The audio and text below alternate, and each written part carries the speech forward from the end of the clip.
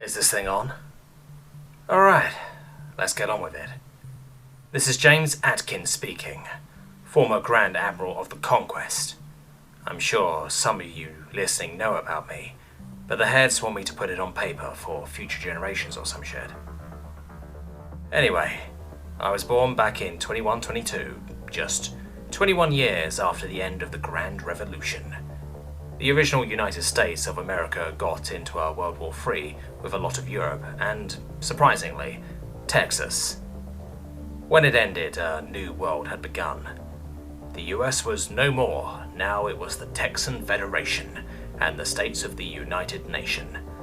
I'm sure they got the best writers working on that acronym.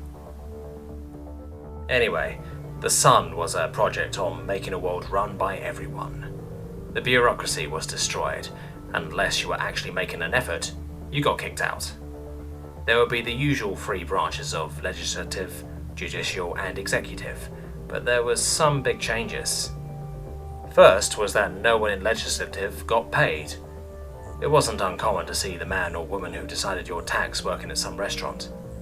This cut off the whole problem with puppet senators and house members, so the only people left were the ones who wanted to make a difference. The big change for judicial was that, as a rule, everyone was in judicial. It became not just the police force, but also the militia. Everyone underwent the training to follow the law and to protect others. Some continued on it as a career path, others used it as a stepping stone to the other branches. More went into the private sector. The Texan Federation suggested this, and it seemed to work. Always the criminals, but they didn't get far before everyone drew some form of weapon on them. And the executive branch really changed too. No more parties, as it were. It was completely separate from the other two, apart from actually making the decisions. 3 people would form a team and become the leaders. And it worked. Politicians were anyone back then. They could be the man who came around and collected your recycling. Maybe the nice lady at the end of the street. Any party that had any strings or ties to a possible company was shot down into the ground.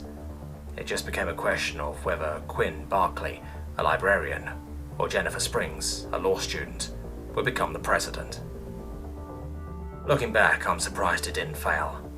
People genuinely wanted this to succeed. So when 2105 rolled around, the first 3 were elected and they started changing things. Barkley reinforced the schooling system, teaching kids everywhere they needed to know, pouring money into the education system.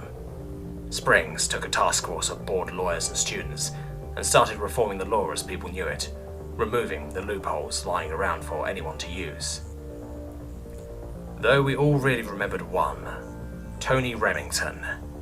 He created the International Space Agency, and he was the one that really drove humanity to where we all sit now.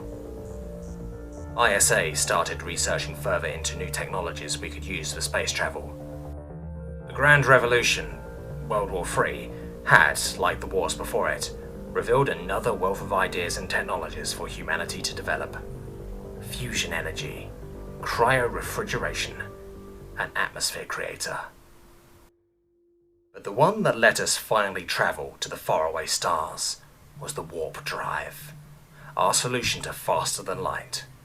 Somehow, we could break the bonds of the dimensions that contained us and get to where we wanted, nice and simple. So we started colonizing our system. The moon became a base, the next Silicon Valley. The supply of helium-3 was great for fusion energy, and we started extracting it to make engines for our ships. The red planet fell to our ways. Within a year, an atmosphere created. Within another 5, grasses and flowers and saplings all growing. Cities popping up. The asteroid belt provided a wealth of resources. Restricted by the laws, companies migrated to space. They started setting up their own cities on large asteroids, creating their own countries. It wasn't uncommon for some of these asteroids to become fully fledged city-states, led under a CEO. Business ever growing. Asteroids were harvested for valuable supplies, sent on to the Red Planet and Luna through some planetary warp drives. Teleportation was all well and good, but it was vehicles that it really mattered. The first test vehicle, piloted by a crew of 5, was sent on to Alpha Centauri. It would take them 2 hours to get there once they aligned along a dimension line. It took Earth a week before we got news back. Good news. The planets were already habitable. One noticeable thing was that, along with the rather low gravity, about 50% Earth strength, was the complete and utter lack of predators. Herbivores and plants made up the population of both planets. It seemed perfect. The companies that had managed to get a hold onto part of the belt started pumping out materials as quickly as the ISA, along with other private agencies, could ask for them. Soon, Alpha Centauri was brimming with human life, people taking advantage of the lovely planets. The ISA and Sun made sure that no one abused the planets, though. Earth still had the scars of abuse from humanity. And when I was born, it seemed that it all went to shit. We knew that we probably weren't the only ones out there. After all, basic probability says it's bound to happen. We didn't expect the greeting we got, though. A few weeks after I was born in Alpha Centauri, the 4th child born there since colonization, the galaxy decided to visit. Specifically, the Qa'tuin. We didn't know that originally, of course. All we knew was that aliens were visiting, and we rushed out to visit them. That's when the rain of warfare began to fall. Orbital strikes, lasers rushed down and started pulverizing us. We had no defense. Shielding was invented a while later. We were dominated. The Alpha Centauri planets were completely dominated, and we only got one message in shaky English. Stay in your own system, pathetic younglings. We should have just bowed down and gone back. Technically, we had done very well. Humanity was thriving, and it was a golden age. But we're humans, and our dark history rose once again. We were creatures of war. We refused to cower in the corner. Looking back, and hearing from other species that watched the event, we were some of the most stubborn and idiotic beings in the universe. Damn, am I proud. About the time I was 1, the Sun, ISA, and the rest of humanity came to a decision. No one fucks with humanity, ever. We started to prepare. First of all, Sun took over the private corporations. Nobody cared. Then they started commandeering the factories. Nobody cared, because all of that work and resources were going straight into fucking up the Qa'tuin. We built several dozen warships armed with the best our technology had to offer. Railguns, ridiculously thick edges. ISA knew they had energy weapons at that point, so the only hope was to make sure one couldn't break through. What was focused on the most were fighter pilots. A competition that lasted a month and drew in millions of entries to make an official fighter. Star Wars to Star Trek to any other sci-fi came into play. Eventually, it was decided on something simple. ISA took the SR-73, a stealth plane that had been used by the old USA, and bulked it up, adding everything it could to make it a little bundle of badass. All the factories made about 500 million of those. Lastly, we made some nuclear warheads. We gave 2 per fighter.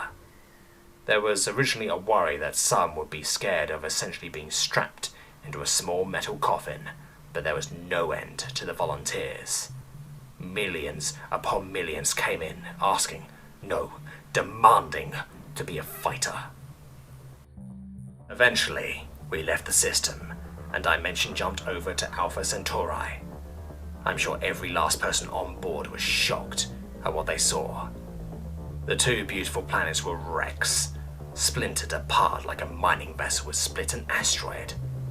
Several of the Qa'tuin ships were moving around, collecting what they could. That wasn't our system. We never owned it. But how dare they destroy these planets we took care of? How dare they? I don't think even an atom of Qa'tuin survived. Some fighters managed to pull in some wrecks, and we laughed at what we saw. For all their technological advancement, they thought everyone used energy weapons. Some shields and about 1 millimeter of some composite. That was all the protection they had. No wonder we won so easily. And we adapted. Sure, we won this war, but we had surprise on our side. Despite our advantage with physical bullets, we would still be screwed in other terms of combat. We took their technology and made it our own. Some of us were surprised at how simple it was. Others managed to make it even more complex. After a week of discovering the carcasses of the ships, all our larger ships were equipped with multiple layers of shields, lying right on top of one another. We chose not to use the energy weapons. Why would we? They were prepared for that, not cold hard lead and steel.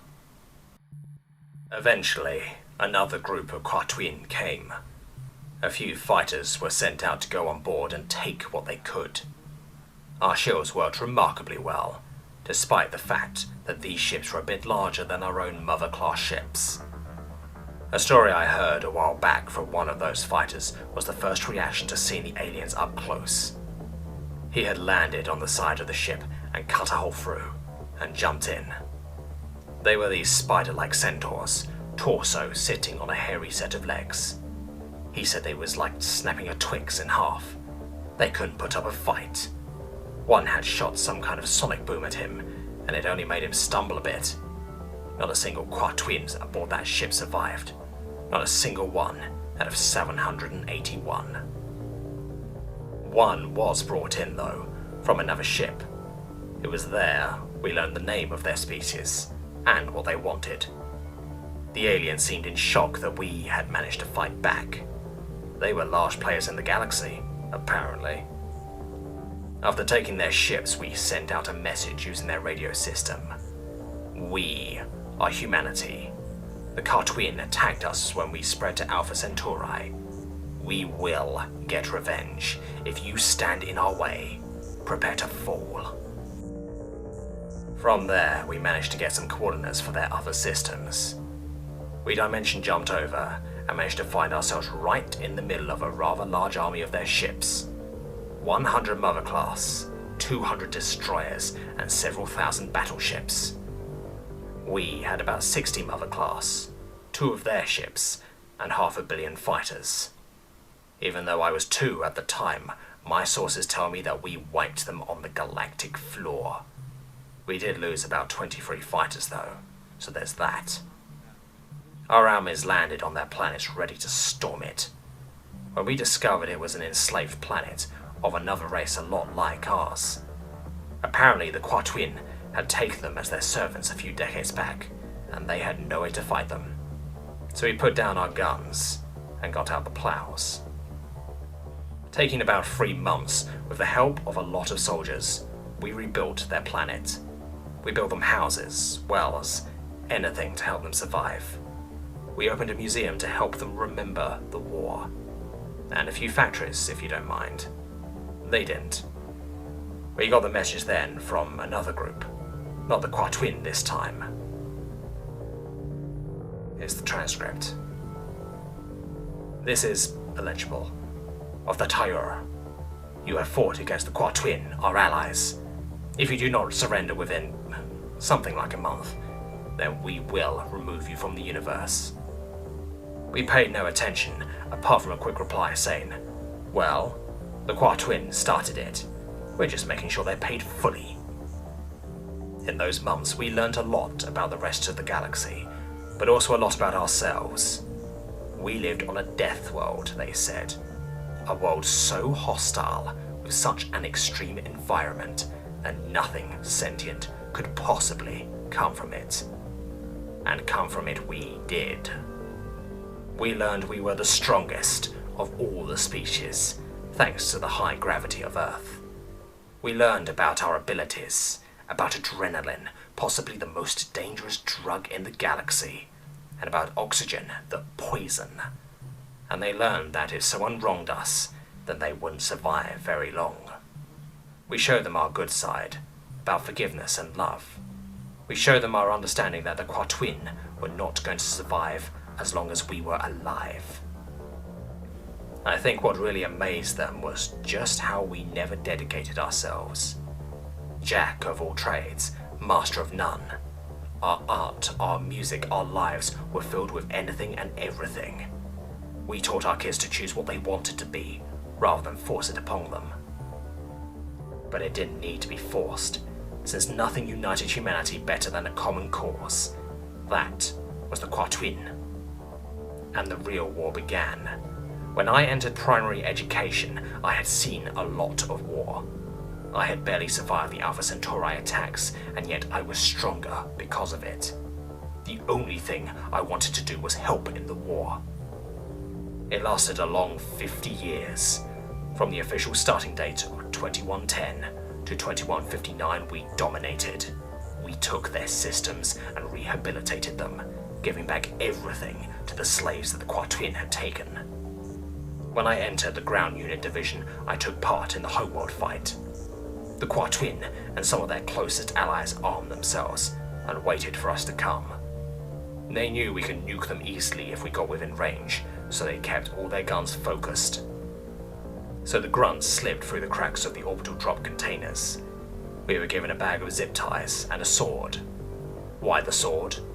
Because we knew that we were some of the strongest motherfuckers in the galaxy, and nobody could stop us. Why the zip ties? Because despite all this, Command was still keen on not killing a civilian.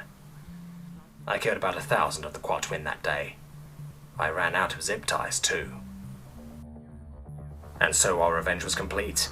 We completely demolished them. What I really think drove it home was that it stopped there. We rebuilt their cities, held them back on their feet, and established a treaty. They thought we would execute every last one of them.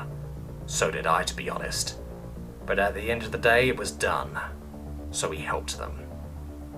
From then on, we became a side member of the Galactic Coalition.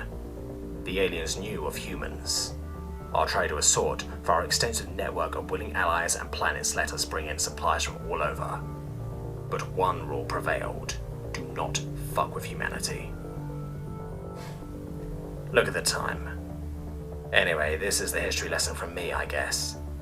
Not much of my personal story, but I'm sure you can head down to the library and grab an interview video if you want. This is James Atkin, signing off. Goodbye.